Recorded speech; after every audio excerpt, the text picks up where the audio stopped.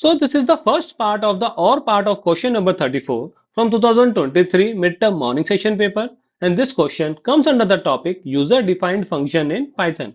So in this particular question it has been asked whether a function can return multiple values or not.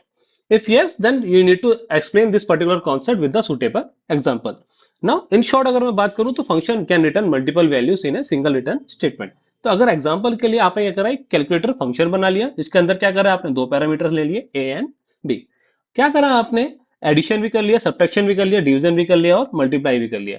अब चारों value को return करने के लिए क्या करा आपने, उसे एज ए टपल आपने क्या करा, वैल्यूज को रिटर्न कर दिया।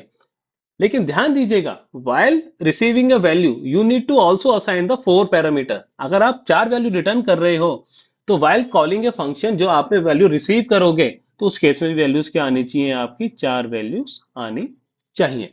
या फिर क्या कर सकते हो, आप सिंपल एक टपल बना के कर सकते हो कि टपल वन इक्वल्स टू, आपने एक एम्प्टी टपल बना लिया और यू कैन से, ठीक है। तो उस केस में कर सकते हो आप टपल वन के अंदर वैल्यू रिसीव कर सकते हो, लेकिन ध्यान दीजिएगा जो वैल्यू आएंगी वो आपकी चार वैल्यूज आएंगी in the form of a tuple.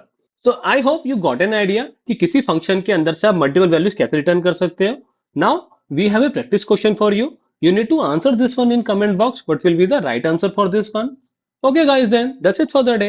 If you have any doubt regarding this one, feel free to ask in the comment box. Okay, then thanks for your time.